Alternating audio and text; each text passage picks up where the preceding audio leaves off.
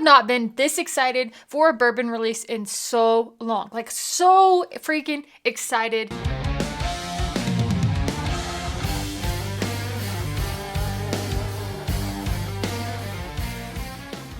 What I've got today for you is the Old Forester 1924.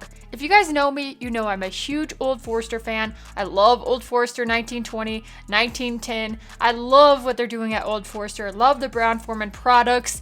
All super, super delicious and super, super good. But does this one live up to all that hype, all that excitement? Well, I'm about to dive in and tell you my real thoughts on this one. If you guys have not hit that subscribe button yet, be sure to hit that subscribe button, hit that like button, leave a comment. Let me know if you are a fan of Old Forester products, if you've got the 1924, and if you like it. I'm always curious to hear your thoughts. All right, before I dive into this little beauty right here, let's talk about what the bottle is, what's in the bottle, and this is the Old Forester 1924. It is a 10-year-old bourbon. It's 100 proof. It says in 1924, Owsley Brown, I probably said that wrong, Owsley Brown, took barrels of whiskey with different mash bills to a warehouse on Howard Street in Louisville, Kentucky, and bottled them as Old Forester.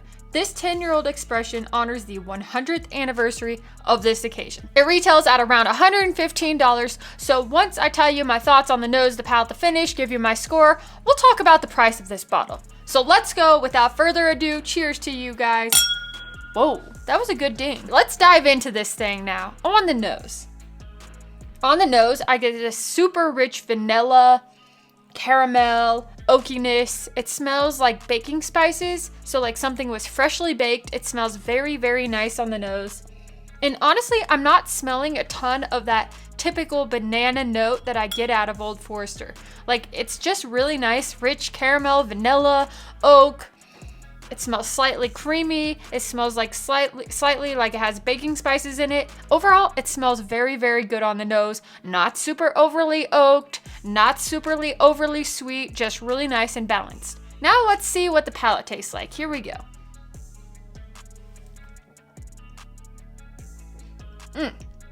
I really, really, really like that.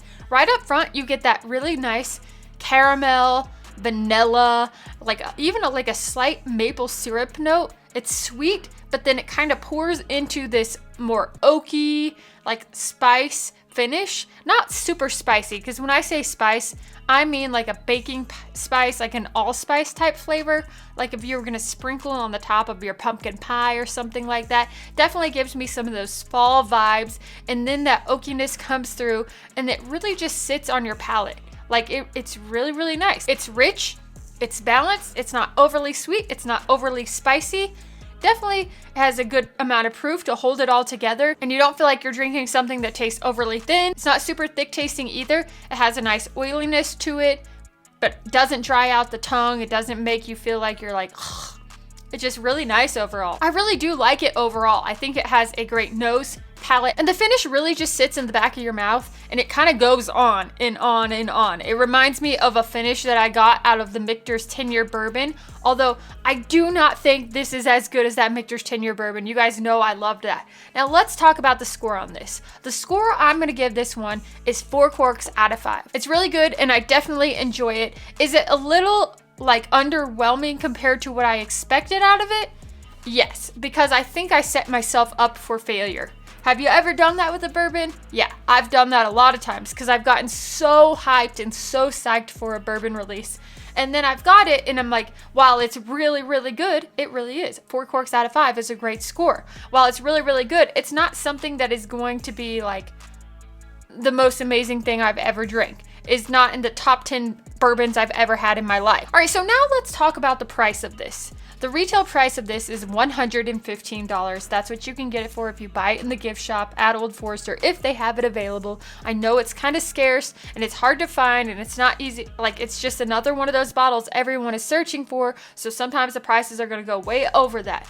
For that $115 price tag, yes, I would buy this all day long. I think it's fantastic. It really is good. Now, when it gets over that $115 price tag is where I start to scratch my head, because it is a great bottle. It's a great bourbon. It's a 10-year-old bourbon. So $115 is a good price tag for that, in my opinion, for what's inside this bottle.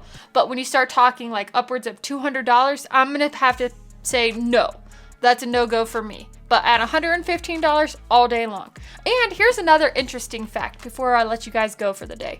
I actually blinded this right before this stream on the Michter's 10-year bourbon, which was my bourbon of the year last year, and the Jack Daniel's 10.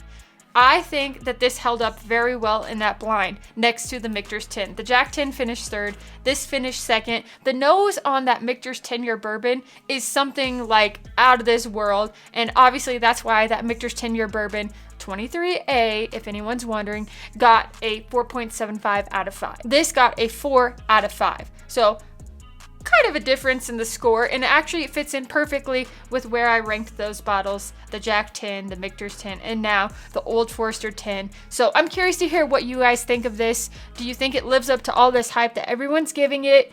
Do you think it's underwhelming? Some people really love it, some people really don't. Some people are just disappointed. Others are like, heck yeah, it's so freaking good, I don't care what anyone else says. And that's where I'm at. No matter what anyone else says about it, I'm gonna drink it, I'm gonna enjoy it, and I'm gonna share it with friends, which is clearly why this bottle is already down, because, well, we have already done that. So cheers to you guys. I hope you have a wonderful day. I'm Dara, I'm the Average Drinker, and I'll see you next time.